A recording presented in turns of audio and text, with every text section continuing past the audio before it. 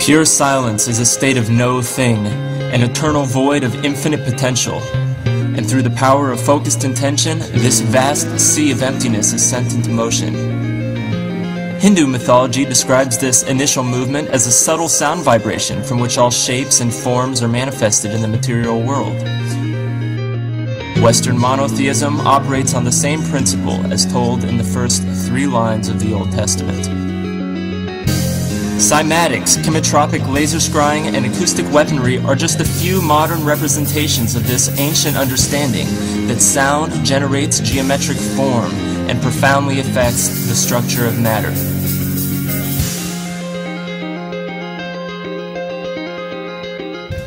Synchromusicologists are involved in the holistic study of audiomancy, or how sound affects life.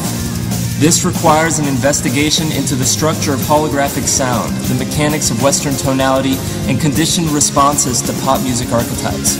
We're interested in the alchemical and astrotheological correspondence to 12-tone equal temperament. We believe it is within the power of every human individual to cultivate psychic vision through the pineal gland or third eye. So, it is also possible that this inner vision could be linked synesthesically to an inner hearing, or third ear.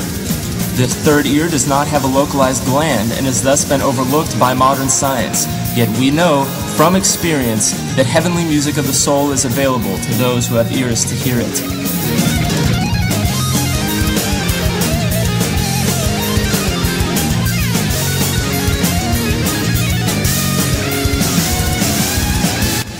The King's Chamber inside the Pyramid of Khufu resonates at exactly 16 Hz, which is below the frequency of human hearing. When combined with its accompanying pentagrammic chamber rooms, a distinct pattern of frequencies start to arise. No planets, no meteorites. If anything, perhaps find dust clouds of exploded music. This pattern is identical to the tonal structure of the F-sharp chord. The ancient Egyptians in their texts tell us that they believed F-sharp to be the harmonic frequency of our planet, the Schumann resonance, the heartbeat of the world. The 20th century theosophist Edward Marian explains in his book on the Marcotone method that Greek music was first introduced to Pythagoras during his studies with Egyptian priests of Memphis and Phoenicia.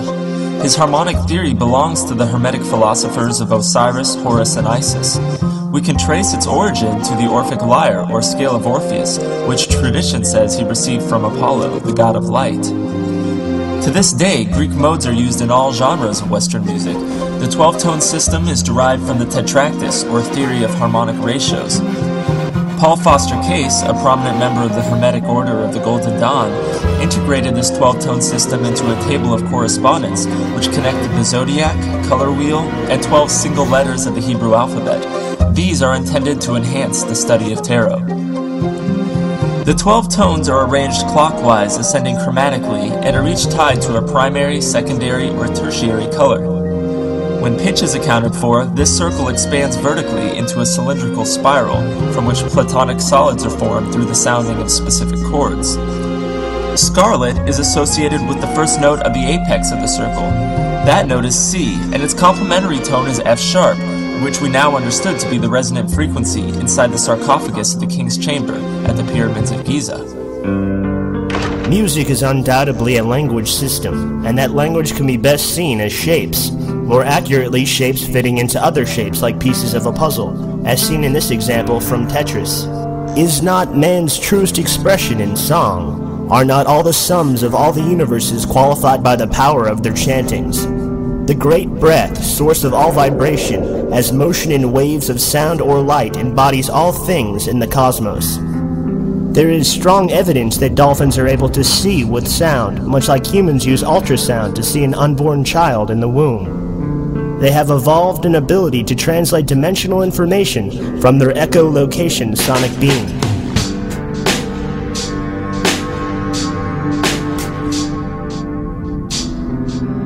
The Sefer Yetzirah is without question the oldest and most mysterious of the Kabbalistic texts.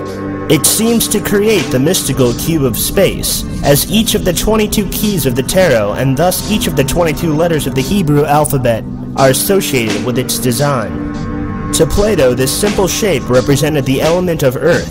To every initiated Mason, the cube is the ultimate symbol for the soul, polished and shaped by constant spiritual work.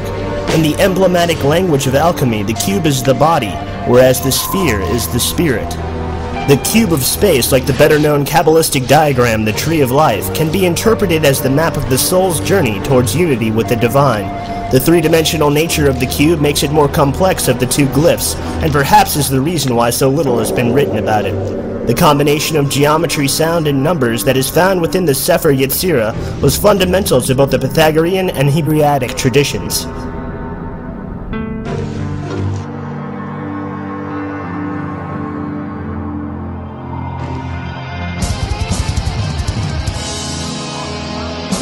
The word Lord translates to Hebrew as Baal, and Michael Tessarian has pointed out that this is where we get the idea of a bell. Commonly positioned in private towers at the top of a church, the large acoustic resonators are coordinated to spell out specific melodic patterns in relation to the time of day. The shape of a church bell represents the endpoint at which the creative essence of man emerges from his body to impregnate the feminine matrix with new information.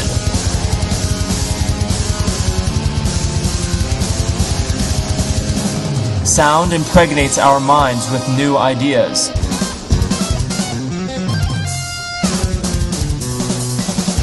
Monotheistic music is synonymous with the term Western music in that they are both forms of solar worship. There are 12 months in a solar year and 12 notes in a subdivided octave. The 12-pointed circle may be extended from single tones to form major and minor triads.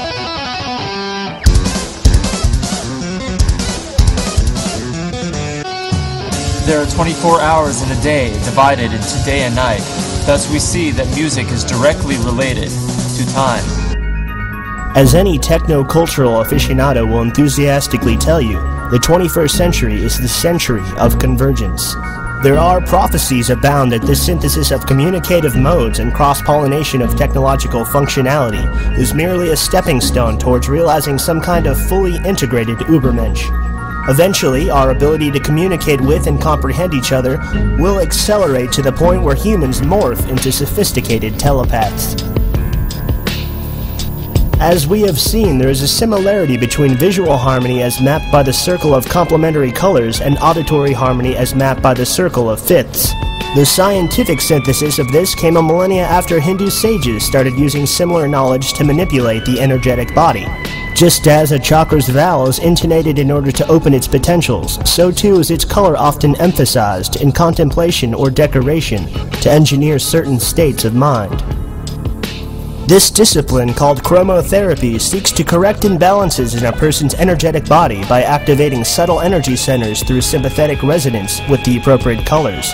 Just how hammering middle C on one piano will cause the same note to vibrate on every other piano in the room.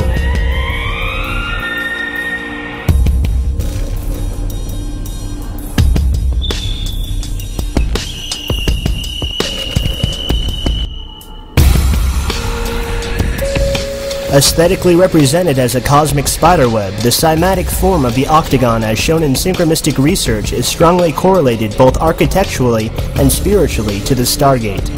A reoccurring geometry represented in both the pyramids of Giza and the World Trade Center complex before it was sonically imploded.